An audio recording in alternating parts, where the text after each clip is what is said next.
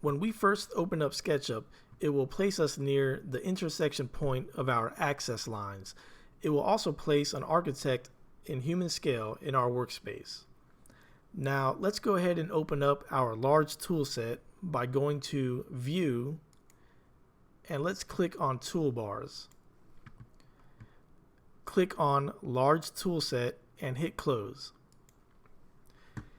Here we can see we have our large tool set, and I can click and drag this wherever I want, or I can double click and it will dock it to whatever side I'm nearest to. So go ahead and double click. Now by default, SketchUp places us in our Select tool. Let's go ahead and go over this tool. Move your mouse over the architect and click once. When SketchUp highlights an object in blue like this, it means that that object is a group or a component. Now I can open up this group and component by double clicking on it. Now I can select by clicking once, and I can click on surfaces or lines within this group. Now to get out of this, let me just hit escape, and now we are out of that selection.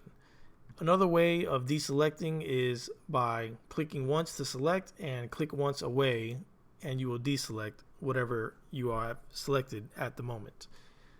Now another way we can select is by clicking and dragging our mouse. So let's click once, hold it, and drag from left to right, and let's completely surround the object we want to select, and SketchUp will select that object.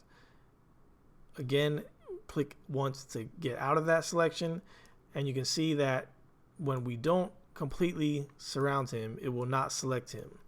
Now if we go from right to left, as long as we are touching the object or whatever it is, it will always select it.